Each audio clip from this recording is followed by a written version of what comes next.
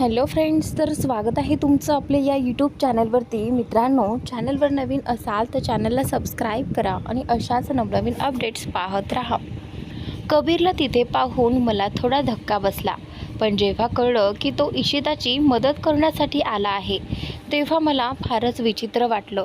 कारण कबीर खन्ना आपल्या कुटुंबाव्यतिरिक्त इतर कुणाची मदत कधी करत नाही आणि तो इशिताची मदत करत होता. ही गोष्ट माझ्यासाठी आश्चर्याची होती. आणखीन एक गोष्ट मला तेव्हा विचित्र वाटली जेव्हा राघवने अत्यंत गलिच्छ शब्द वापरून इशिताजीचा अपमान केला. त्याने म्हटलं की कबीर रात्री इशिताजीला आपल्यासोबत ठेवतो आणि आता दिवसा ठेवायचा विचार करतो. हे ऐकून मला खूप वाईट वाटलं. त्यावेळी इशिताजी कदाचित खूप घाबरल्या होत्या, म्हणूनच त्यांच्या तोंडून एक शब्दही बाहेर पडला नाही. त्या क्षणी माझा तर मनापासून विचार झाला की जाऊन राघवच्या चेहऱ्यावर 2 ठोसे मारावेत. पण कबीर तिथे असल्यामुळे मी तसं करणं योग्य नाही असं ठरवलं. थोड्या वेळातच प्रिन्सिपल तिथे आले आणि आपल्या मुलाला चांगलाच धडा शिकवला. शेवटी राघवने सगळ्यांच्या समोर इशिताजीची माफी मागितली. अंगदच्या गोष्टी ऐकून आशिष हसत म्हणाला, "अरे वा, मग तर सगळं चांगलंच झालं ना. किमान राघवने सगळ्यांच्या समोर माफी तर मागितली. मग यात दुःखी होण्यासारखं काय आहे? तुला आनंदी व्हायला हवं की तुझ्या इशिताजीचा अपमान झाला नाही." आशिषच्या या बोलण्यावर अंगदने एक खोल श्वास घेत उत्तर दिलं, "हो, मी आनंदी आहे, पण कबीरबद्दल विचार करताना मला अजूनही आश्चर्य वाटते. मी कबीरला खूप वर्षांपासून ओळखतो. तो असा माणूस आहे की आपल्या कुटुंबाची मदत करतानाही 100दा विचार करेल. त्याला स्वतःचं आयुष्य स्वतःच्या पद्धतीने जगायला आवडतं. पण त्याने इशिताजीची मदत केली, ती पण अशा व्यक्तीची ज्याला तो फारसं ओळखतही नाही. मला माहीत आहे की कबीरची बहीण आणि इशिताजी या मैत्रिणी आहेत, पण या नात्यानं कबीर आणि इशिता यांच्यात काही संबंध येत नाही." अंगदच्या या बोलण्यावर आशिष फक्त त्याच्याकडे बघत राहिला. त्याचवेळी शिवानी हसत म्हणाली, "अरे वेड्या, आत्ताच तर तू म्हणालास की इशिता कबीरच्या बहिणीची मैत्रीण आहे. मग हेही शक्य आहे की कबीरच्या बहिणीचं त्याला मदत करण्यास सांगितलं असेल. तू या सगळ्याचा जास्त विचार करतोस. जेव्हा सगळं ठीक चाललंय तेव्हा तुलाही हसावं लागतं. पुढे काही समस्या आली तर तू स्वतः पुढे जाऊन इशिताची मदत कर, म्हणजे तुलाही समाधान मिळेल. पण सध्या तरी सगळं नॉर्मल आहे, म्हणून तुला तुझं लक्ष रिहर्सलवर दे. कारण मॉमचा फोन आला होता. त्यांनी तुझ्याबद्दल विचारलं होतं. आत्तापुरतं मी त्यांना सांभाळलंय, पण त्यांनी सांगितलंय की जेव्हा तू घरी येशील तेव्हा त्यांच्याशी बोलून घे. त्यांनी तुझी कोणाशी तरी मीटिंग ठरवली आहे, जी तुला नवीन प्रोजेक्टसाठी जॉईन करावी लागेल." शिवानीचं बोलणं ऐकून अंगद सोफ्यावरून उठत म्हणाला, "मी थोड्या वेळात मॉमशी बोलतो. आता माझा मूड अजिबात ठीक नाही." असं म्हणून अंगद शांतपणे तिथून निघून गेला. दुसरीकडे कबीरच्या कंपनीत कबीर मीटिंग रूममध्ये बसून आलेल्या क्लायंटसोबत चर्चा करत होता. जवळजवळ 2 तासांच्या चर्चेनंतर मीटिंग संपली. तेव्हाच त्याचा पर्सनल बॉडीगार्ड धावतच त्याच्याकडे आला. बॉडीगार्डच्या चेहऱ्यावर भीती पाहून कबीरला लगेचच कळलं की काहीतरी गंभीर आहे. त्याने इशाऱ्याने बॉडीगार्डला शांत राहायला सांगितलं. थोड्याच वेळात सगळे क्लायंट्स निघून गेले. तेव्हा कबीर बॉडीगार्डकडे बघत म्हणाला, "तुझ्या चेहऱ्यावर भीती का?" कबीर खन्नाच्या बॉडीगार्डच्या चेहऱ्यावर भीती कधीपासून दिसायला लागली? कबीरच्या या बोलण्यावर बॉडीगार्ड घाबरत म्हणाला, "सर, गोष्टच अशी आहे. आत्ताच मला माहिती मिळाली आहे की सोहेल मित्तल इथे आला आहे. ही खात्रीशीर बातमी आहे आणि सध्या तो इथेच एका हॉटेलमध्ये थांबणार आहे. इतकंच नव्हे तर त्याने इथेच कायम राहण्यासाठी मोठं घरसुद्धा विकत घेतलं आहे. हे ऐकून कबीरच्या डोळ्यात राग दाटला. त्याच्या हातातला पेन मुठीत दाबलं गेलं आणि हाताला हलकासा रक्ताचा थेंब फुटला. बॉडीगार्ड पुढे यायला लागला, पण कबीरने दुसऱ्या हाताने त्याला थांबवलं. दात खात कबीर म्हणाला, सोहेल मित्तल म्हणजे स्वतःचं आयुष्य पुन्हा उद्ध्वस्त करायला आलाय हा. बहुतेक याला जुन्या गोष्टी विसरल्या आहेत. म्हणूनच माझ्या शहरात येण्याची हिंमत केली. बॉडीगार्ड विचारात म्हणाला. सर, सध्या तरी त्याच्या बाजूने काही ईमेल किंवा संदेश आलेला नाही, पण जर त्यांनी आपल्याला मीटिंगसाठी बोलावलं तर आपण जाल का? कबीर रागाने खुर्चीतून उठत म्हणाला, मला कुठं जायचं आहे आणि कुठं नाही हा नंतरचा प्रश्न आहे.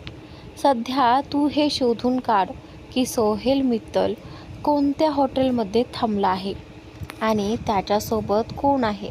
मला त्याची सगळी माहिती आजच हवी आहे. असं म्हणून कबीर तिथून निघून गेला. दुसरीकडे कॉलेजमध्ये इशिता आणि अनाया यांचा लेक्चर संपलं होतं.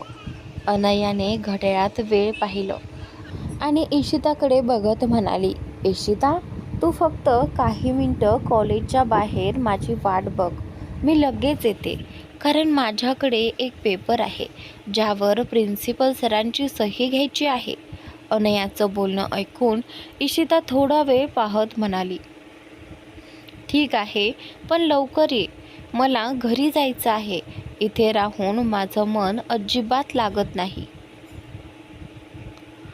असं म्हणून इशिताने एकदा अनयाकडे पाहिलं आणि कॉलेजच्या दरवाजाजवळ जाऊन उभी राहिली. अनयाने इशिताला बाहेर जाताना पाहिलं आणि आपल्या बॅगेतून पेपर काढून प्रिन्सिपलच्या ऑफिसकडे वळली. ती तिथून निघून गेली. इकडे इशिता मात्र तिथेच उभी राहून अनयाच्या येण्याची वाट पाहत होती. ती अजूनही अनयाची वाट पाहत असतानाच तिची नजर दूर उभी असलेल्या एका गाडीवर गेली. तिथे 3 जण एकत्र उभे राहून गाडीच्या कडेच पाहत होते. त्याच्याकडे पाहताच इशिताची नजर एका माणसावर स्थिरावली, ज्याच्या हातातून रक्त वाहत होतं. हे पाहताच इशिताच्या चेहऱ्यावर स्पष्ट चिंता उमटली. तिने मागे वळून अनयाकडे पाहिलं, पण ती तिथे नव्हती. मग इशिता शांतपणे रस्ता ओलांडून थेट त्या गाडीपाशी गेली. गाडीपाशी उभ्या असलेल्या तिघांपैकी पहिला माणूस गाडीचा बोनट उघडून ती दुरुस्त करण्याचा प्रयत्न करत होता. दुसरा त्याला मदत करत होता. तिसरा, ज्याच्या हातातून रक्त वाहत होतं, त्याच्यासमोर जाऊन इशिता उभी राहिली.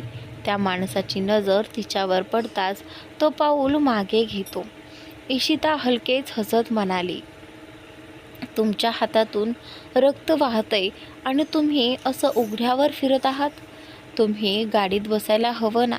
इथल्या लोकांनी अजिबात लक्ष दिलं नाही का तुमच्याकडे? हे म्हणत ती त्याचा हात धरून जखम पाहू लागली. आणि त्यानंतर गाडी दुरुस्त करत असलेल्या दोघांनी जेव्हा आपल्या बॉसच्या हातातून रक्त वाहताना पाहिलं, तेव्हा ते लगेच त्याच्याकडे जाण्यास निघाले. पण त्या तिसऱ्या माणसाने हाताने इशारा करून त्यांना थांबवलं. ते पाहून ते दोघं एकमेकांकडे पाहत परत गाडी दुरुस्त करायला गेले. मात्र इशिताने पाहिलं की तो माणूस तिच्या प्रश्नांना उत्तर देत नाही. मग तिने स्वतःचा दुपट्टा फाडून त्याच्या जखमेवर पट्टी बांधत म्हणाली, मी तुम्हाला ओळखत नाही, पण कुणाला त्रासात पाहिलं की मला अजिबात बरं वाटत नाही. तुमची ही जखम खोल आहे. आत्ता तरी मी पट्टी बांधली आहे जेणेकरून रक्त थांबेल, पण इथून गेल्यावर डॉक्टरला दाखवा. माझ्याकडे औषध नाही, पण डॉक्टर चांगली औषधं देतील. हे म्हणत तिने हसून पट्टी बांधून पर्समधून एक छोटंसं डब्बं काढलं आणि त्याला देत म्हणाली, माझ्याकडे देण्यासारखं काही नाही, हा छोटासा डब्बा आहे. यात काही चॉकलेट आहेत. मी नेहमी लहान मुलं आली तर त्यांना देण्यासाठी ठेवते. बरेच दिवस एखादं मूल भेटलं नाही, पण तुम्ही हे चॉकलेट खाऊ शकता." तिच्या या मुलासारख्या बोलण्यावर त्याची नजर आपल्या हाताकडे गेली, ज्यावर तिच्या दुपट्ट्याचा फाडलेला तुकडा बांधलेला होता. तो हात पाहून त्याने इशिताकडे पाहत म्हणाला, "तुला मी लहान मुलगा वाटतो का, की तू मला चॉकलेट देऊन खुश करण्याचा प्रयत्न करते आहेस? माझे नाव सोहेल मित्तल आहे. मी लहान मुलगा नाही. तू माझी परवानगी न घेता मला स्पर्श केलास. हवं तर त्याची शिक्षा देऊ शकतो मी, पण तू मदत केलीस म्हणून सोडतो. पुढच्या वेळी माझ्यासमोर आलीस तर आधी विचारूनच स्पर्श करण्याचा प्रयत्न कर." त्याचं बोलणं ऐकून इशिता हसत म्हणाली, "नाही, तुम्ही लहान मूल नाही, उलट माझ्यापेक्षा बरेच मोठे आहात. त्यानुसार मला तुम्हाला भाऊ म्हणायला हवं. ही चॉकलेट फक्त म्हणून देते आहे की तुम्हाला वेदना कमी जाणवाव्यात. मला ठाऊक आहे तुम्हाला आता त्रास होतोय, पण तुम्ही ते दाखवत नाहीत. माझ्या नवऱ्यालाही अनेकदा जखमा झाल्या आहेत, पण त्यांनी कधी वेदना व्यक्त केल्या नाहीत.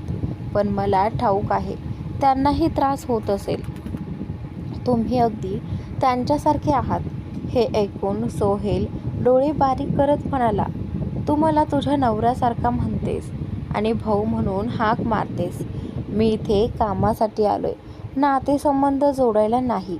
असो, तुझ्या मदतीसाठी धन्यवाद, पण मी जे सांगितलंय ते लक्षात ठेव."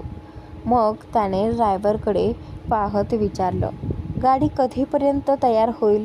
जर झाली नाही तर दुसरी गाडी बोलावतो." सोहेलचं बोलणं ऐकून ड्रायव्हर थोडा घाबरत म्हणाला, "सर, फक्त 2 मिनिटात गाडी दुरुस्त होईल. तोपर्यंत आपण गाडीत बसून घ्या." असं म्हणत ड्रायव्हर पुन्हा आपल्या कामात गुंतला. आणि त्यानंतर इशिता तिकडे सोहेलकडे पाहून हसत होती. का कुणास ठाऊक, पण त्याला पाहून तिला आपल्याच माणसासारखं वाटत होतं.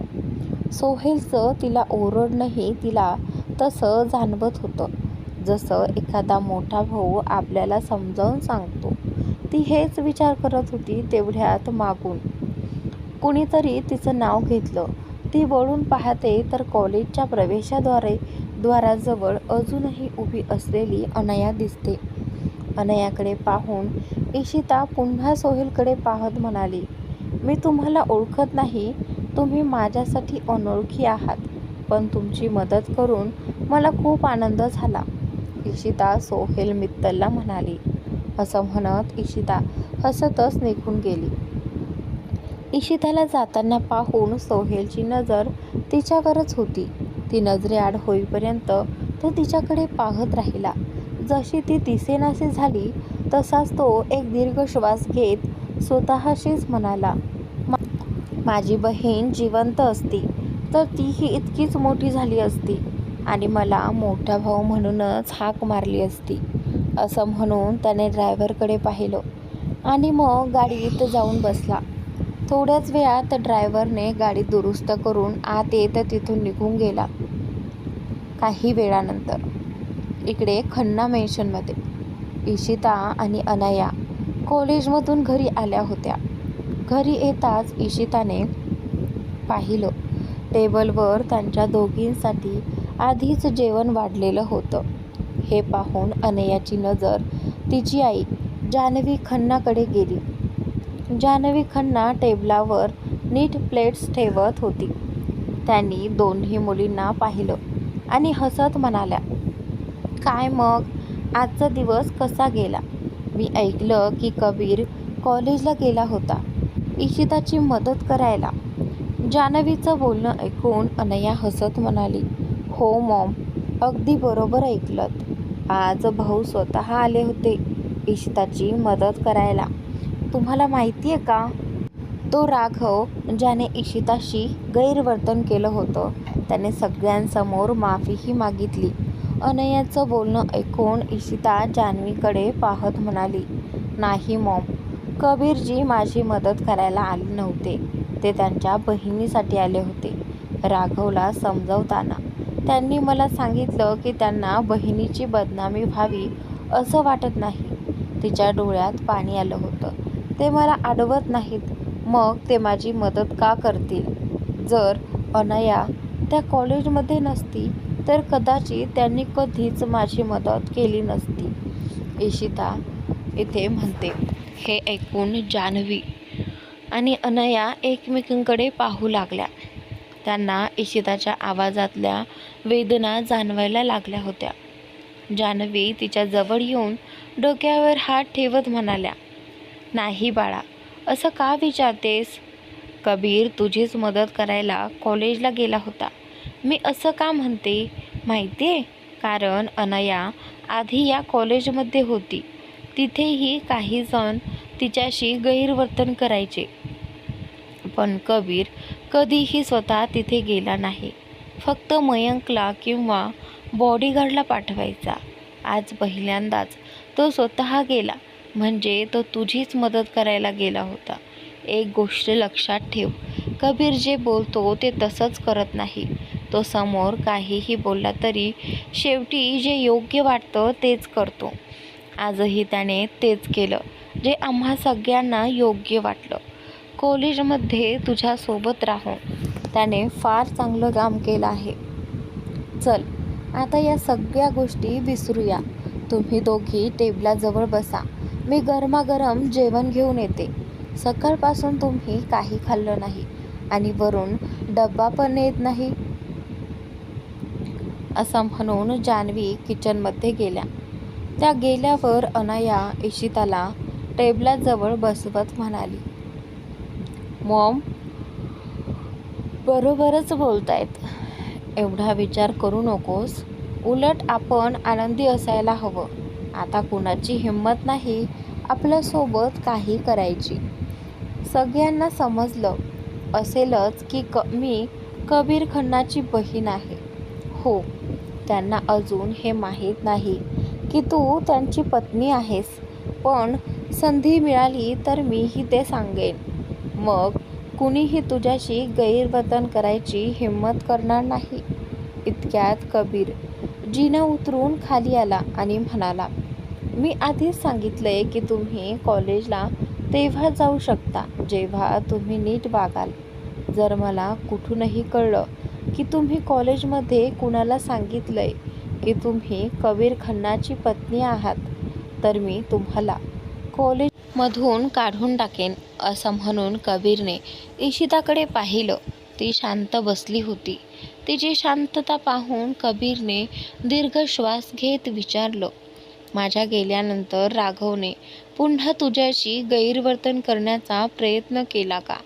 जर केलाच असेल तर मला न सांगता बॉडीगार्डला सांग, कारण आत्तापासून बॉडीगार्ड कायम कॉलेजच्या बाहेर असतील. काही प्रॉब्लेम झाला तर लगेच त्यांना सांग. कबीरचं बोलणं ऐकून इशिताला अजिबात बरं वाटलं नाही. तिला वाटलं होतं तो तिच्याशी बोलेल, तिचा आधार बनेल, पण त्याच्या शब्दात आपलेपणाचा सूरच नव्हता. उदास होत ती म्हणाली, तुम्ही माझ्यासाठी इतका विचार करता हेच माझ्यासाठी पुरेसं आहे. पण पुढच्या वेळेस तुम्ही माझी मदत करू नका. मी स्वतःला सांभाळू शकते आणि लोकांना उत्तरही देऊ शकते. हे ऐकून कबीरच्या डोळ्यात रागाची एक झलक चमकली. कारण त्याला चांगलंच माहिती होतं की इशिता अनोळखी लोकांसमोर गप्प बसते, पण त्याच्यासमोर ती आता धाडसाने बोलत होती. कबीर चिडलेल्या आवाजात म्हणाला, खरंच तुझ्यात लढण्याची हिंमत आहे का? कारण आज मी जी इशिता पाहिली ना, ती एक नंबरची भित्री होती, जी माझ्या मागे लपून फक्त तमाशा बघत होती. तुझ्या जागी दुसरी मुलगी असती तर आत्तापर्यंत राघवचा जबडा मोडून टाकला असता. पण माझ्या आयुष्यात मी पहिल्यांदाच अशी मुलगी पाहतोय जी एवढं सगळं झाल्यानंतरही गप्प बसायची हिंमत ठेवते. आज तर तुला काही बोलायलाही नाही जमलं आणि म्हणतेस लढायला तयार आहेस. तुझा हा भ्याडपणा जेव्हा संपेल तेव्हाच माझ्यासमोर बोलण्याची हिंमत ठेव, नाहीतर माझ्यासमोर तोंडसुद्धा उघडू नकोस. कबीरचे शब्द ऐकून इशिता खुर्चीतून उठली. रागाने त्याच्याकडे बघत म्हणाली, पहिली गोष्ट, मी कोणालाही घाबरत नाही, ना तुला ना त्या राघवला. कॉलेजच्या वेळी खूप सगळे स्टुडंट्स होते. मी काही गोंधळ करायला तयार नव्हते आणि तूच मला आधी सांगितलं होतंस की कॉलेजमध्ये तमाशा करायचा नाही. राघवने माझ्याशी गैरवर्तन केलं. त्याची शिक्षा मी कालच त्याला देईल. आजही त्याने तसंच काही करायचा प्रयत्न केला असता तर मी त्याला पुन्हा चपराक मारली असती. पण तमाशा तर आज तूच केलास. तुला काय गरज होती कॉलेजला जाण्याची? मी तुला बोलावलं होतं का? कॉलेजला जाऊन तू काही बरोबर केलं नाहीस. जे लोक माझ्याशी बोलायचे तेही आता दूर गेलेत. त्यांना वाटतं की माझ्या मागे कुणीतरी फार मोठा माणूस उभा आहे आणि मी हवं तर कोणालाही कॉलेजमधून काढू शकते.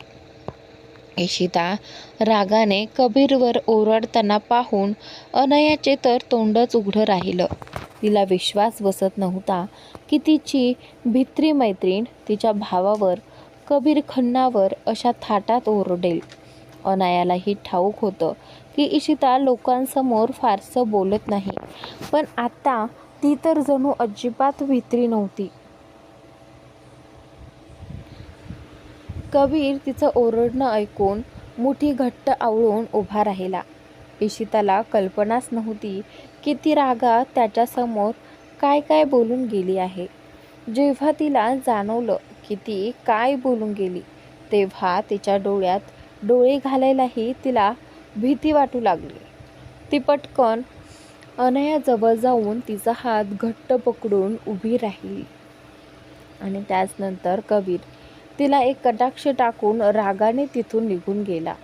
तो जाताच अनयाने तिला स्वतःपासून दूर करून विचारलं, हे तू काय केलंस इशिता? तू कबीर भाऊवर ओरडलीस? तुला माहीत आहे का, घरात कुणाचीही हिंमत नाही त्यांच्यावर आवाज चढवायची. आजवर आजीने सुद्धा कधी त्यांच्यावर ओरडलेलं नाही. अनयाचं बोलणं ऐकून इशिता घाबरून म्हणाली, मी त्यांच्यावर ओरडायचा हेतू नव्हता, पण ते नेहमीच माझ्यावर दोष ठेवतात म्हणून रागात माझं तोंड निघालंच. पण प्लीज मला त्यांच्यापासून वाचव. मला त्यांच्यासोबत राहायचं नाही. जर मी रात्री त्यांच्यासोबत राहिले तर ते मला शिक्षा देतील आणि त्यांची शिक्षा तर फारच भयानक असते. इशिताचं बोलणं ऐकून अनया चेहरा वाकवून म्हणाली, तुला वाटतं का की भाऊ तुझ्यासोबत मला पण शिक्षा देणार नाहीत? मी तुझी मदत करू शकत नाही, कारण मी तुला माझ्या रूममध्ये झोपवायचा प्रयत्न केला तर आई आणि आजी मला खूप रागवतील. त्यांना वाटेल की मी तुला भावासोबत राहू देत नाही. म्हणूनच आता तुलाच तुझ्या पद्धतीने सगळं हाताळावं लागेल. माझ्याकडून काही होणार नाही, काळजी करू नकोस. भावाचा राग संध्याकाळपर्यंत उतरून जाईल. जरी त्यांना फार राग आला तरी तू स्वतःच त्यांना हाताळ, पण माझ्याकडे येऊ नकोस. मला स्वतःलाच भावाची खूप भीती वाटते. जर त्यांना कळलं की मी तुझी मदत करते तर ते मला कॉलेजमधून काढून टाकतील किंवा मला अख्खा दिवस उपाशी ठेवतील. हे बोलून अनयाने रडायचा अभिनय केला. हे ऐकून इशिता आश्चर्याने म्हणाली, म्हणजे त्यांची शिक्षा इतकी भयानक असते का? यार, खरं सांगते, मला ओरडायचं नव्हतं, पण न जाणो का त्यांच्यासमोर आलो की माझं तोंड आपोआप उघडतं, काहीतरी बोलून टाकतेच. इशिता अनयाला म्हणते. इतकं बोलून अनयाकडे बघू लागली. तेवढ्यात जान्हवी खन्ना स्वयंपाकघरातून जेवण घेऊन आल्या. त्यांनी पाहिलं की दोघी उभ्या होत्या, एकमेकांशी बोलत आहेत म्हणून त्यांना जेवणाच्या टेबलाकडे बोलावलं. दोघींच्या चेहऱ्यावरची चिंता पाहून जान्हवी खन्ना गोंधळून म्हणाल्या, अचानक तुमच्या दोघींच्या चेहऱ्यावर इतकी चिंता का? आताच तर तुम्ही दोघी हसत होतात. त्यांचं बोलणं ऐकून इशिताने अनयाकडे पाहिलं. अनयाने हसत सगळं सांगितलं. ऐकून जान्हवी खन्ना हसू आवरू शकल्या नाहीत. त्यांना कल्पनाच नव्हती की इशितासारखी निरागस मुलगी त्यांच्या मुलावर ओरडू शकते. जान्हवी खन्ना हसताना पाहून इशिता चेहरा वाकवत म्हणाली, मॉम, तुम्हीही हसताय माझ्यावर आता, आणि मला तर खरंच भीती वाटते, इशिता त्यांना म्हणते. तर मित्रांनो, आजचा भाग इथे संपतो. पुढील भाग पाहण्यासाठी चॅनलला सबस्क्राईब नक्की करा.